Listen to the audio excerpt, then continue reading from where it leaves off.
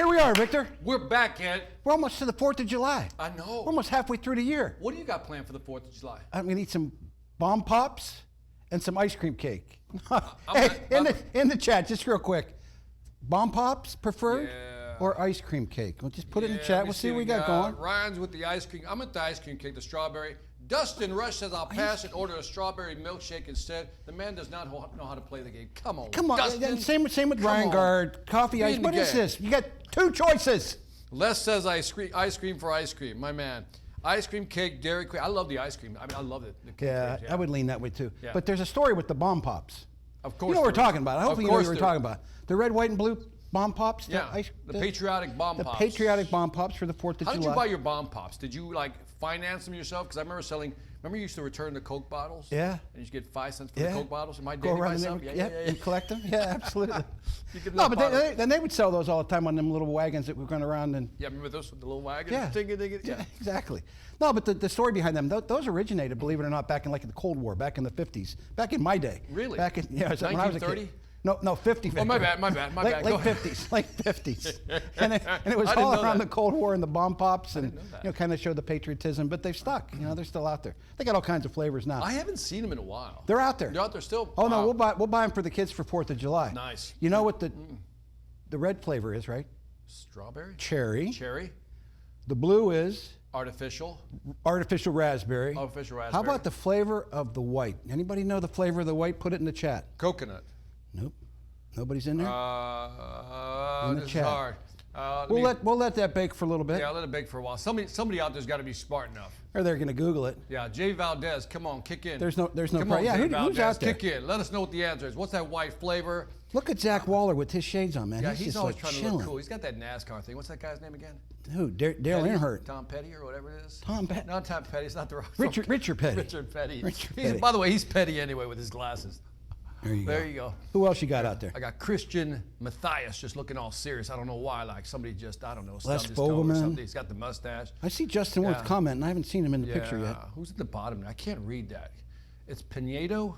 K. Pinedo. Jason El Watson. Pinedo. There's Ryan Guard. There's Ryan Yeah. Guard. Yeah. Tell Got your some dad good I people said, on- hey, Ryan. We got a lot of people on here, man. A lot of built for growth people. I like the backgrounds. Love the whole thing. background. God, Vince There's Ponce. there's Justin Vince Ward. Ponce. All right. You guys like real cool. Right back at you, man. They're all serious. Tyler Jones is on. Darius Williams. That sounds like a football player. And now, Hey, you guys number out- you 55. you managers Da, out- da, da, da, da. You managers out in California, Tyler Jones sent me a text between the broadcast. He's in California, so why don't you go recruit him? Tyler Jones says, Victor, I'm still waiting on my $5. You might want to wait on that, Tyler Jones. There you go. Tyler Jones got enough money. I don't need to send Tyler Jones any money. He got plenty of money.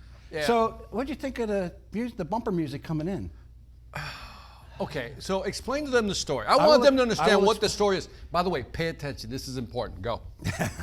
Go. So the bumper music coming in was orchestra, but it's the orchestra accompanied by cicadas. So we're going to have the largest cicada hatch in the last 225 years, Victor. All right. There are going to be 1 trillion cicadas that are going to hatch. How many? Or a trillion, over a trillion. Over 1 trillion. Cicadas are going to hatch. So what the marketing team did, they said, well, we should put this to music. And so some of that orchestra, they hired a composer, and they put an orchestra together in Springfield, Illinois, and they did a live event. Victor, come on, stay with me. Yeah, Stay with me. I'm trying to. Stay with me. Okay, go. Maybe it's just a for live the event. Buckeyes, but I thought it was pretty cool.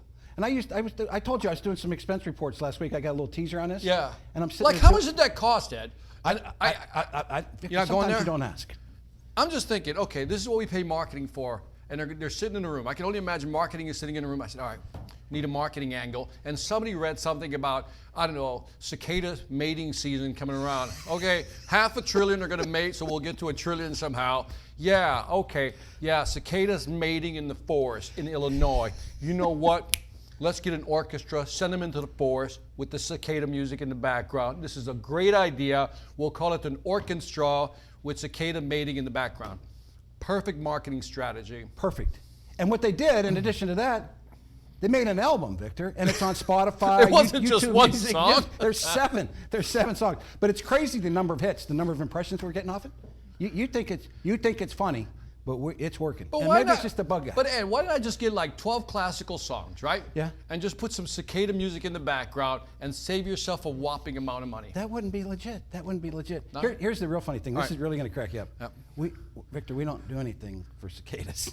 Oh, you don't do anything at We all. don't do any services for So cicadas. the mating and the flourishing of cicada has no. It's going to go on without the Orkin Pros right, yeah, doing there you anything go. about it. So, This is all right, let's this get is- into it. This is sales being detached from marketing. You see, this is exactly what I'm talking about. Sales and marketing are not working hand in glove. I'm going to have you talk to Cam about that later. All right, cool. So, hey, today it's Thursday. So it's, of course, Throat Punch Thursday. So let's get into this. All right, let's do it. Let's wrap up some results it. for May and talk about some year-to-date results. And Got some great And then we'll numbers. get into some content.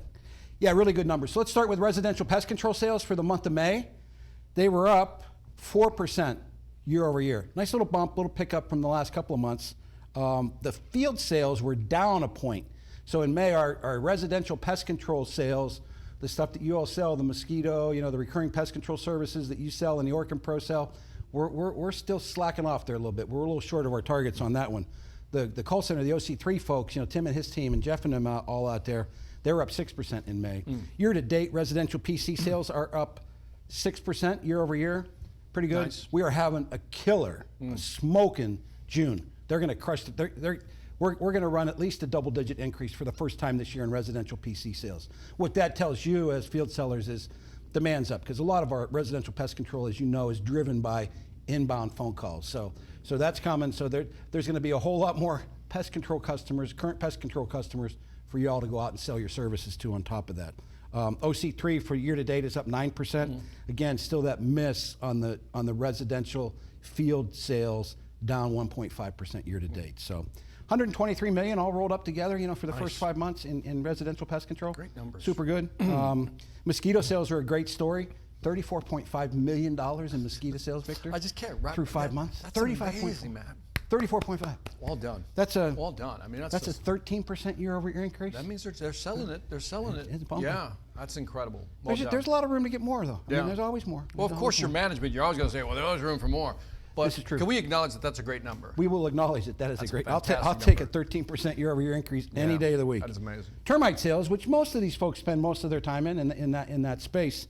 Termite sales for the month of May, total altogether, up 13%. Nice. Super cool. Year to date, up 12%. Okay. Year to date, just really strong. And again, we talk about these numbers almost ad nauseum that they're, this is the seventh, almost 8th year in a row that we are running a double-digit termite sales increase mind-blowing. as a billion-dollar established company. We're not some startup coming out of the gates. That's We're amazing. building on building on building on You don't building hear on that. building. I mean, I speak to a lot of companies that you just don't hear that stuff. Really? Yeah. Like 7 years. I mean, no, I can't. No. 7 years of double-digit Yeah, growth. that's amazing. You would attribute that Congratulations, to yeah. kind of like a startup. But again, it's the work that these folks are doing. They're all getting better at it. We're bundling a little bit Those more. are We're crazy doing that. numbers, yeah. Traditional termite was up 4% in May, up 3% year to date. The drill it and fill it. The only miss that we're having, folks, and it's going to be a repeat of what we talked about last month, is we're struggling with our bait sales. So every division in the company has gotten some money from Corteva to incent.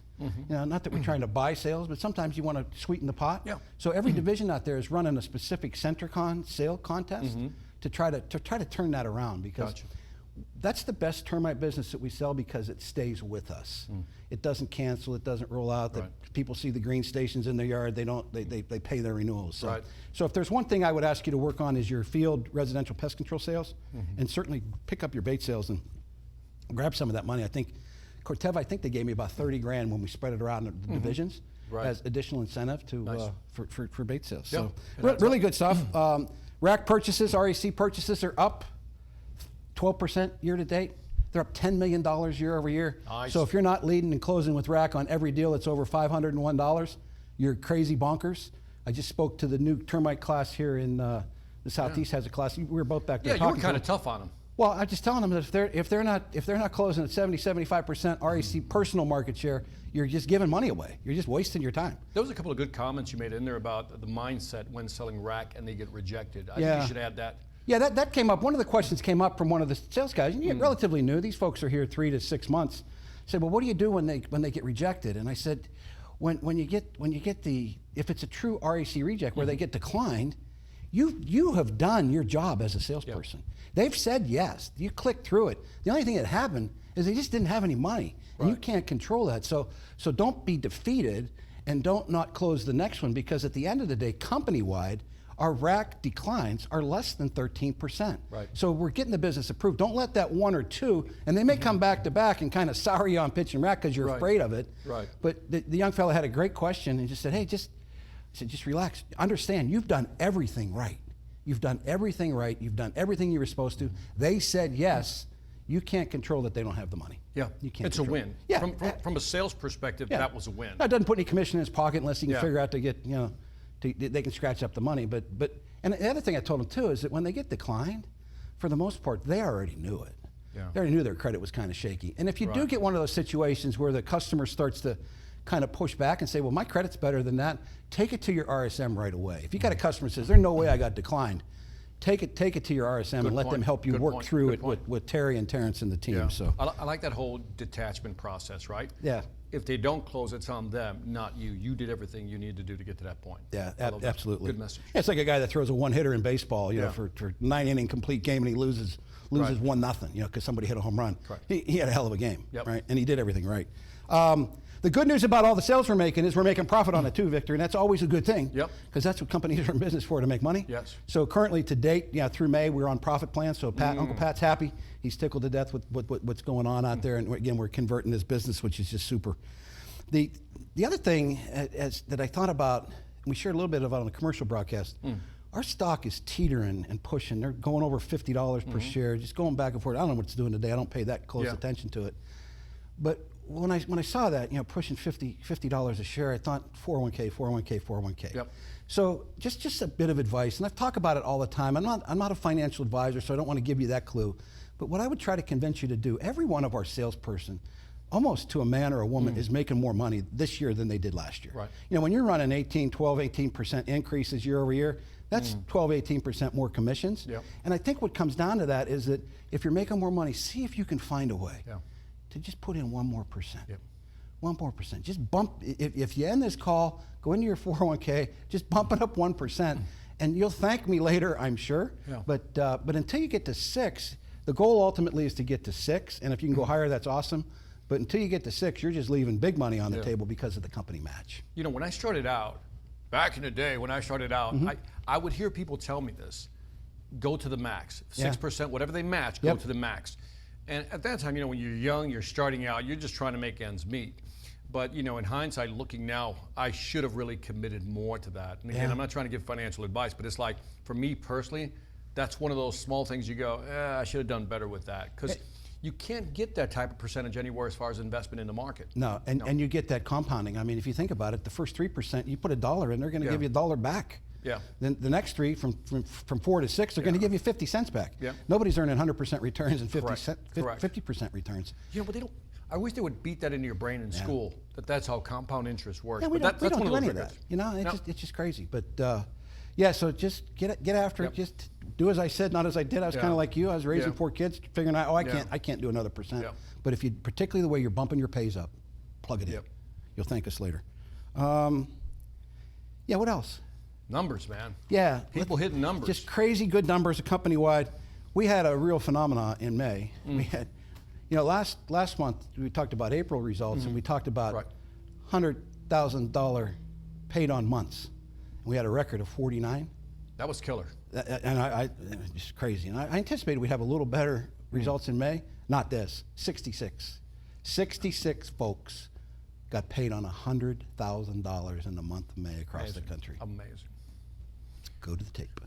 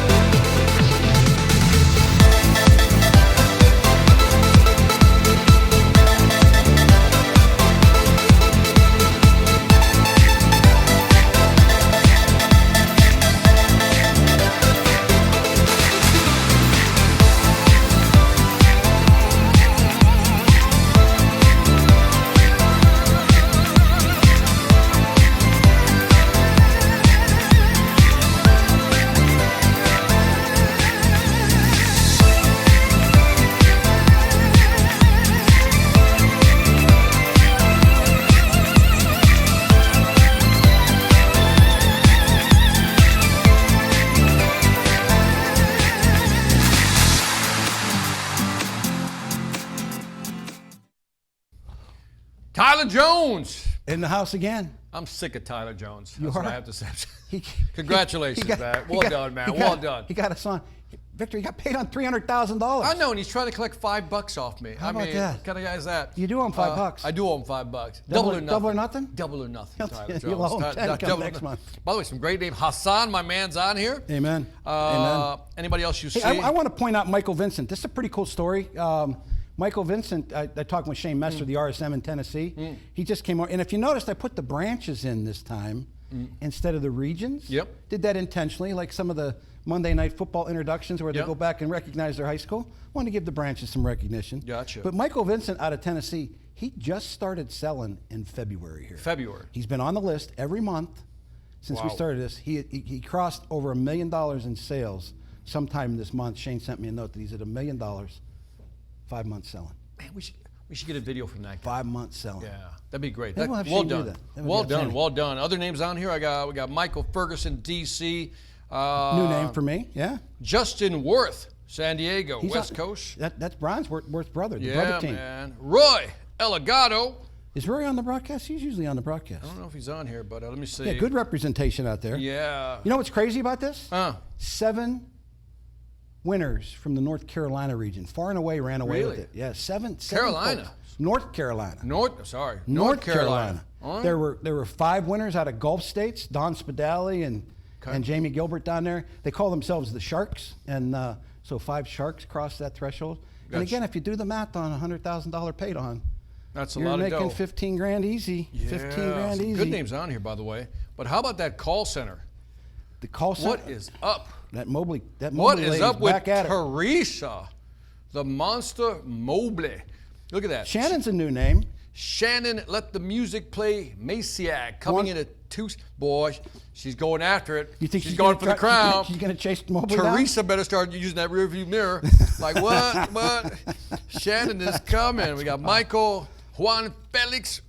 He's always on there. And Brad Richards, man. Those are great numbers, by the way. Phenomenal, Yeah, just crazy. incredible numbers. And like I said, they're having a bonkers successful June. The best residential pest control month we've had all year. Wow. Probably the best pest control month we've had in a couple years. Really? I mean, it's just pacing and pacing and pacing. That's amazing. So Those are again, lots of great places numbers. to go. So Tim's doing his job over at the call center. Have you Tim- talked to Tim lately? Yeah, we have talked to Tim lately. He's joking. Tim's in the studio. Tim's in the studio. So Yeah. don't mind that. Hey, Yeah. just one other thing to note about the branches. The Gulfport branch down in Gulfport, Mississippi. Mississippi. We're not talking Atlanta. We're not talking Mississippi. Charlotte. We're not talking Tampa. Talking Mississippi. Gulfport, Mississippi had 3 salespeople get paid on 100 grand. Really? The other thing, we had 8 other branches with at least 2 winners. Nice. So Yeah, just I see a couple on here. Yeah. So Mississippi's in the house. How about this? You know, to feed my Irish folks. Yeah. South Bend, the branch in South Bend, just another little pimple, right? Yeah, South on the Bend. map. $588,000 they sold in the South Bend branch in termite-related services last month. Nice. I mean, just bonkers. By the way, we never give a shout out to Louisiana. So we well, got. that's Gulf Yeah, I know, states. but specifically Baton Rouge, which is Cannon George, and how do you say that last name? Lindsay DeLon. It's one of them. Yeah. You have to get Gordon to pronounce that. Yeah, for one you. of the French Cajun names. She's been on that list like the last 3-4 New Orleans months. East. Way to go. Yeah, Well again, done. she's one of those. She's one of those Yeah. 5 in Gulf states making that list. Well done. Well done. No, Great super list. cool. Super Great cool. list. Hey, let's get into some content, and Let's do it. I want to tease it up. You and I, we always have these conversations about what we want to talk about, and I was kind of prompted by Marty Cotter. Marty Cotter is our division service manager for the Midwest division. You know, he just left. He got promoted out of the Ohio region as the region manager, probably 4 or 5 months back, and just has always been a huge fan of ours and really involved in the sales, and they're killing sales in Ohio still even after he leaves. But Marty mentioned a little vignette that you posted on YouTube, one of those short 60-second little pieces about weasel words. Yep. And he said, man, you guys ought to talk about weasel words. And so it brought me back just a little bit in time and to another guy, a very veteran retired sales trainer who was really influential early in my career on teaching this guy that never sold anything how to sell. Right. And it was, in fact, Ryan Gard is on the call. So it was his dad, Larry Okay. Gard, and Doug Robinson, who has his own list of weasel words. So, Right. So what I thought we would do today is we'd kick around some of the weasel words. We'd start with Doug's spin on it, Right. on kind of what not to say, Right. and then use the short little video. Maybe some of it have Yep. seen it on what you should say, right, and what to avoid. I think would be better. So, Okay. so again, to Doug and Larry Guard's credit, here's some oldies but goodies in my All right, mind let's bring it up. that still play. To be honest with you, Big one. Victor, to be honest with you, Yeah. I mean, talk about saying Yeah. letting those words come out of your mouth. And you, by the way, you hear this a lot, right? All the time. And I've learned to shunt people, like shunt them, like stop them by saying, "Does that mean you've been lying up to this point?" And they have this look of shock almost and Yeah. horror Yeah. because they're like they don't hear it. And that's always what's interesting. A lot of people have these, you call them mental tics, Yeah. that they use, and they're not even aware of them. Yeah, and I think when you think about that, I've got a guy that I work very closely with. I talk to Yeah. him every day. You know, he's involved in the national account team with us, and I thought I had it beaten out of him until Yeah. like 2 days ago. I heard it again. I said, "What are you Yeah. doing?" I'm not Yeah. going to say his name. Yeah. Yeah. Like, and I would just say, anytime anybody says that to me, "You've been Yeah. lying." You've been lying. You know, so, Yeah. so just think about that, and I think when you compare it to just like a tick that you have, and we talked a little bit about that in the first broadcast. Yeah. It's you don't need it. Just Yeah. say whatever you're going to say after it. Right. You don't need to say, to be honest with you. And I don't know if they use that phrase to try to be more polite. Yeah. You know, maybe that's it, that they feel like they need to say that. Well, to be honest with you. I mean, Can you yes, imagine a salesperson coming in, to be honest with you? Yeah. You already think you're a bunch of lying, Right. thinking thieves, right? And now you're going to tell them to be honest with Yeah. you. So I would encourage you to, That and the us and the ums are other mental tics Yeah. we talked about. Yeah. So when I joined Toastmasters, a speaking organization, we would have to like chip in a quarter. Yeah, back in the day when we had used coins into a cup every time you use and ums. And I was always just surprised when I first started speaking how many times I actually used it. Because I had to, fork in some money, like $3 or $4. I was like, wow, I used it that many times within a 7-minute span. how about that? Like over 10 times at one Yeah. time. And I was like, wow, I didn't know that. And so I used to record myself. We Yep. talked about that. Yep. You talked to that about recording yourself. Yeah, I would say this. As you're role playing with, even if you just grab your spouse, grab your kids, have them listen to your proposal, record it on your iPad. Yep. If you're in a branch, record each other's proposals, and you don't need to critique it. Just go back and listen to it yourself, Yeah. and count the uhs and the ums and the pauses and the stuff that's in By there. the way, that's the hardest thing to do is to go back and listen to yourself. Yeah. Like every time I record like a speech, when I do a speech, it takes me at least, I'm being honest here, at least a month to go look at it. Yeah. Because I don't want to look at it. Ah, okay. It really takes me that long to go look at a speech and then deconstruct it. I almost have to let some emotional time pass before I can actually look at it. I do just the opposite. Yeah. So like every one of these broadcasts, like the one Yeah. we did on Tuesday, I put it into YouTube and shared it with the Right. with all the so folks you out look there. at it right there and then. I Yeah. watch it while it's being transferred over, Okay. and then the other thing I do with it that helps me immensely is I send it to my best critic in the world, and that's Mama. Okay. I sent it to my wife. I said, here's the latest. And Okay. she said, quit talking about me. Quit talking about the kids. All that kind of stuff. But man, that was stupid. That was bad. Okay. And I think I would encourage that practice to kind of get Yeah. some of these weasel words out of your. Right. Maybe not the weasel, but the ahs and ums and all Yeah. that, because those aren't good. The other thing, one of the other ones that was a pet peeve of Doug's was, what I want to talk to you today about. Yeah. What I want to talk to you today about is this, right? So Sounds like a parent. Yeah. Sounds like your parent. Versus, something along the lines. So I can understand better what's going on here. I'd like to have a conversation with you about this. Yeah. As opposed to saying, what I want to talk to you about is Yeah. what we're going to do to help you. I just It's like to better about me. understand It's about what's me, going not on. you, Ed. It's about Yes. me, right? Type of thing. 100%. But that does trigger some parental Yeah. memories. Yeah. Like, here's what I want to talk to you about, Victor. Here's what I want to talk to you about. Amen. Yeah. And then a lot of the confirmation when we're trying to pin down understanding. Yeah. I think we phrased that wrong. So the one that really drives me crazy. So what you're saying is, instead of saying, You remind me of one of those 1930s movies. Man, see? What you're saying is, yeah, that whole thing, right? but think about just flipping that a little bit, because Yeah. you do want to make sure they're with you Yep. and they're along for the journey. What if you say, am I correct in understanding that Yeah. this is how you're feeling? Yeah. You still got to pin that stuff down, but don't tell them, because if you say it, so what you're saying is, you could be wrong. Yeah. And it would defeat the whole purpose of trying to pin it down and flush out any issues. Yeah. There's like an accusatory tone to that. 100%. On that one. So what you're saying is this? Yeah. Right, Yeah. I think I understand that you're saying this. Does this make Yeah. help me understand that? Help me understand. So think about those terms again. Very, very minute little Right. tweaks. And people right? want to know they're being listened to. So as soon as you say something like, here's what I'm understanding. Yeah. Let me walk through it. Is that correct? Did I miss anything? And then it's pulling them into the conversation as opposed to 100%. Okay. And I think some of the other ones too, particularly for a termite salesman, when I'm going to, I'm going to need you to get all that stuff off that back wall so we can get this service done. Get this done, make this easier for the techs. Versus just saying, we can complete this service a lot more effectively and a lot more thoroughly if you gave us some help, if you were able to pull some of that stuff off the wall. Asking for help instead of telling them what you got to do, what I need you to do. The first one was more like a command. 100%. And then the second one, the way you phrase that is that it was a benefit statement. Yeah. That if you were to prepare this, we'd be able to come in here quicker, get this done faster, we'll be out of your hair faster. 100%. So it's a benefit statement. Less telling you what you got to do. Correct. And this would help us if you did that. And it's funny, all these things are like, even if you guys are listening to it out there, you're thinking, it's kind of petty. No, they begin to add up in a conversation. And I always believe that a conversation is very cumulative. Yes. In terms of whether I like you or not. Yeah. And if you say certain things along the way, I start adding these little things up. Yeah. And they, kind of move my gauge, like, no like, like, no like. So I think it's just think if I said to you, I got to be honest with you, or I'm going to be honest with you. I need to talk to you about this. I need to do this. What I need you to do. I need you to do that. So you hit them with 3 or 4 of those, and they're like shutting down. Yeah. And it's funny because at a subconscious level, they don't know why they don't like you. Right. It's not like it's because you said this. At a subconscious level, they just know whatever you're saying to me is really bothering me, 100%. And I don't know why. I mean, you could interview people after the fact and go, well, why didn't you like Ed? I don't know. It's just the way he talked to me or something. And you're like, well, what did he say? Well, I don't have anything. Yeah, but it's all these little things. That's what I mean by it's cumulative throughout a conversation. 100%. And just one more for Doug. It's I don't know how much you know about termites. You lead with that. I don't know how much you know about termites. I don't know how dumb you are. Exactly. Or they may have done and just changing it to.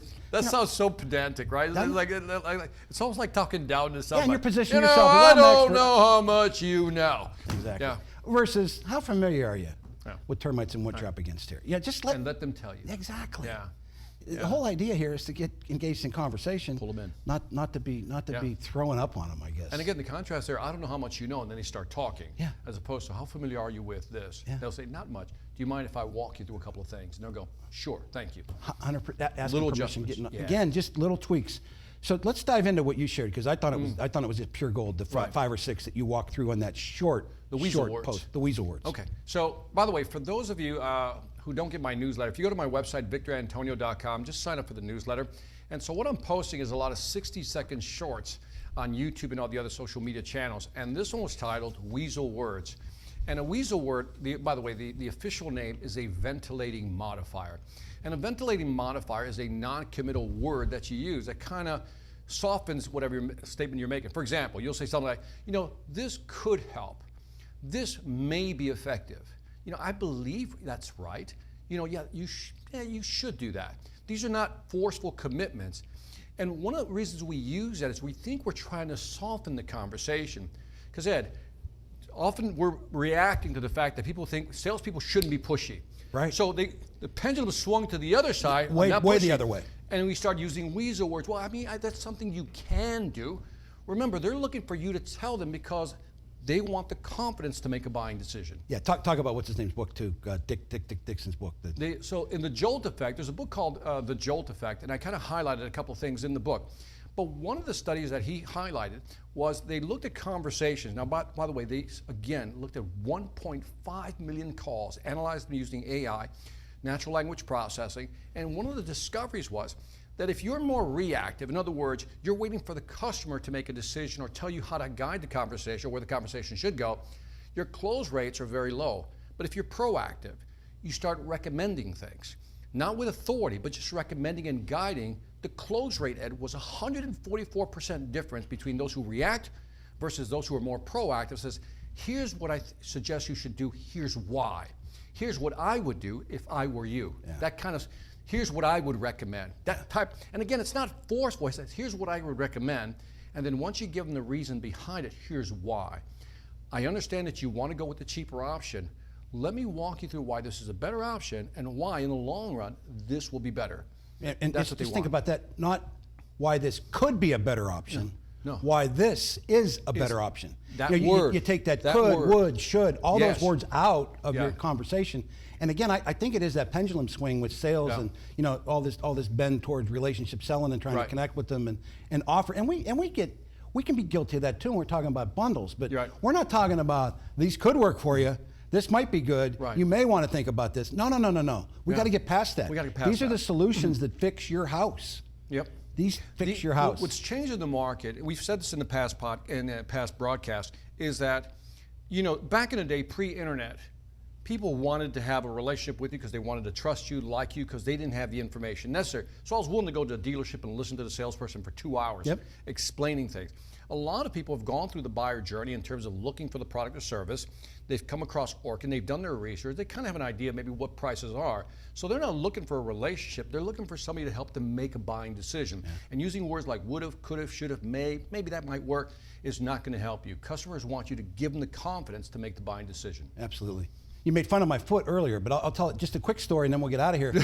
About my foot. I screwed my foot up, right? And I go to the doctor. Got a big, I got a big boot on my foot. Yeah. So I go to the doctor, very, very well-respected orthopedic surgeon, right? Right. And he starts laying out these options to me. Well, you could do this, you could do this, you could do this. Exactly. And I dead set looked him in the eye. What would you do? Yeah. And he struggled to answer. But I said, tell me what you would do. Yeah. That's what I'm doing. Yeah. Right? You're the. I had to tell him He's the that. expert. He's the expert, not you. I always joke like it's a brain surgeon. I got to go in something, and they found something in my head. Now they got to go in. Imagine a surgeon going, all right, Victor, we can go in through here, we can go in through here, or here. What would you like to do? I'm like, I don't know. You're the expert. So we're the experts, so we have to recommend. And I think as you analyze conversations you have, you'll find yourself using those subtle weasel words. They kind of like They make seep their way in. in. They just slip in there. Them dirty rats. They're like termites for the brain. I tried to tie that. That didn't even work. That fell They're flat. all thinking like, this guy's nuts. Come on, man. I thought that was a What 10 else? on the insertion scale. That was it. The weasel words was the biggest thing we talked about, and I think that's important. I think if we can eliminate some of those weasel words, think about your uhs and ums, knock out those phrases like to be honest. Yep. Here's what I want to tell you. All that stuff begins to add up. Yeah, and I think, again, that the value in recording conversations. Yeah. I grew up in an environment where we recorded phone calls, and we did it for our own good. We role played all the time in branches. That doesn't happen all the time. Yeah. So if you did a live role play in a branch and you use some of those, you'd get chewed up. You'd be in the grinder. You had to have some tough skin to do it, but we don't do enough of it. I think you can do it yourself. Yeah. I think you can take it upon yourself to just kind of analyze your pitches. I was gonna say, I've discovered something interesting is that when I do a podcast, and I'm talking and I listen to it, eventually I don't like it. Because it's something about hearing your own voice. Because remember, you're hearing your voice two ways. One is that you're putting it out in the air. That's how everybody else hears it, but I hear it through my bone in my ear canal. So that's how I hear the sound. So I think I sound better than what I really am, what I really sound like. But what I've noticed is when I go back and look at it accidentally, like a few months from now, I go, oh, that wasn't that bad. So I guess the other part of the warning is like, don't be so hard on yourself because maybe it isn't as bad. That's why you need somebody objectively to listen to it, in your case, like your boss, your wife. Amen. Yep. And maybe not necessarily your boss, maybe it's another peer. Yeah. In fact, I would probably find that better. Let's do some housekeeping and get out of here. Let's do it. So a couple of housekeeping things, and these are really important, so I want you to stay focused on this. This rack trip is ending. The contest period for the rack trip ends this weekend. The last day to submit business is Monday. Here's what I want you to tell you. If you've got work that's being done today or it's been done already, being done today, Friday or Saturday, you have got to be sure. You've got to work your tail off to work with the admin, work with the branch managers. That business to be counted for this contest has got to be submitted to RAC on Monday. And what I mean by that, that's just not entered into BOSS. That is sent to RAC, fully packaged up, fully complete, or it's not gonna count. So there are so many, sorry about that. There are so many close races. This is gonna come down to the wire, and the thing cuts off on Monday. There'll be no, you won't throw a Hail Mary and say, I was too late getting it in. So the salespeople that are in that grind to earn those spots, to earn those 40 spots, make sure you're focused on that. If you got business that's being done, give yourself that puncher's chance and get that stuff in there. Take it upon yourself, own it. Tell your branch manager, tell your admin folks, look, I gotta get this in because it doesn't count if it's not submitted to RAC on Monday. Fair enough? A little bit on the Chairman's Club, folks. The Chairman's Club plaques, and there was a little bit of a miss that we had at President's Club this year. I didn't see any of the plaques at President's Club, but we come to find out that when the Chairman's Club winners came back, the Chairman's Club plaques, where they had changed, Victor, they did a beautiful job changing the look of the plaques. They're gorgeous. But what they did to differentiate the regular, the very worthy President's Club winners, They had silver backgrounds on their plaque. Right. The Chairman's Club folks, they just moved to a gold background. Nice, nice. But what was missing was that thing that said Chairman's Club winner.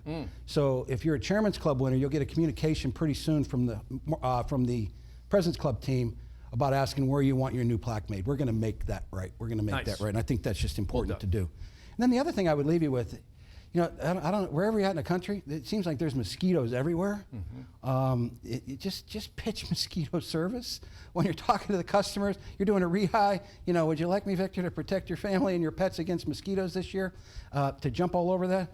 We were sitting downstairs in the watering hole at the hotel last night, and right across the Atlanta News comes this blurb. Dengue fever. You know, the CDC's talking about that. I'm not saying use that as scare tactics, but that's out there. Yeah. I guess the media world is helping us raise that awareness. Talk about it. Yep. Talk about it. Can we protect your family and your pets against the threat of mosquitoes? You know, don't trump it up. Yep. Anything other? That's it. So speaking of Chairman's Club, we did a special tribute to Roger Kennedy at President's Club this past spring in Amelia Island. And in fact, I have for a long time ago, and I'm going to get hollered at for moving my microphone around, but this is a tie that in 2007, we used to let employees design the President's Club tie. This tie was designed, it was one of the ones we had at a trip to Canada. Roger Kennedy actually designed the tie. Well, Roger Kennedy hung up his crawl suit in December of last year as the all-time greatest, the GOAT of termite salesmen in this company.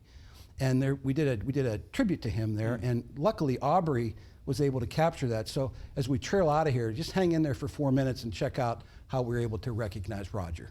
Other than that, we'll see you After the next 4th. month. After the 4th.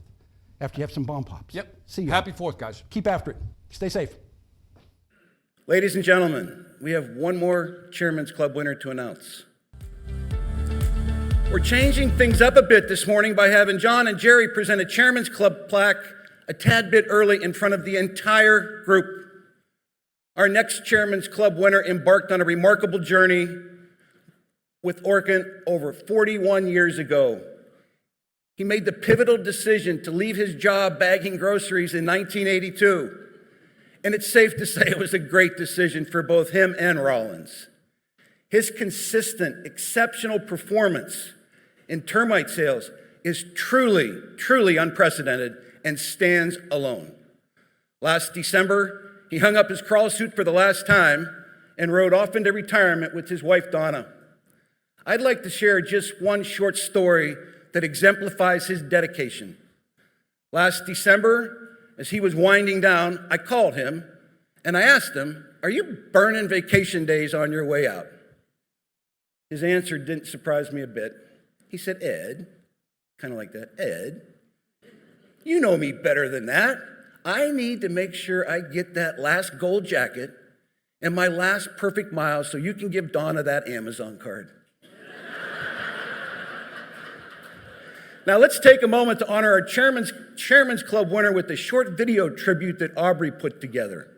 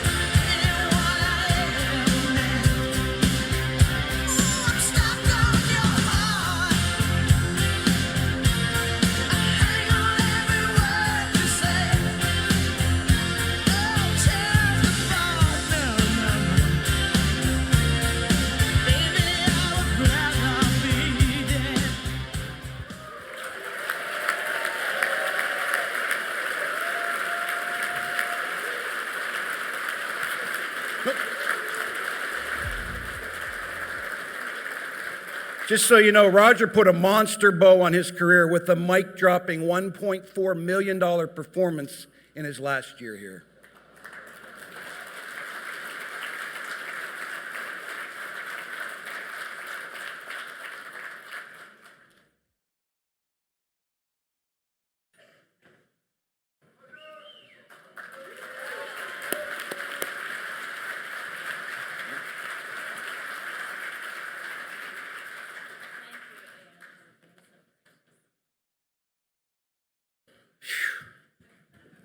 It's not easy. That's the old Irishman in me is kind of tearing up a bit, but damn, he's been a great friend.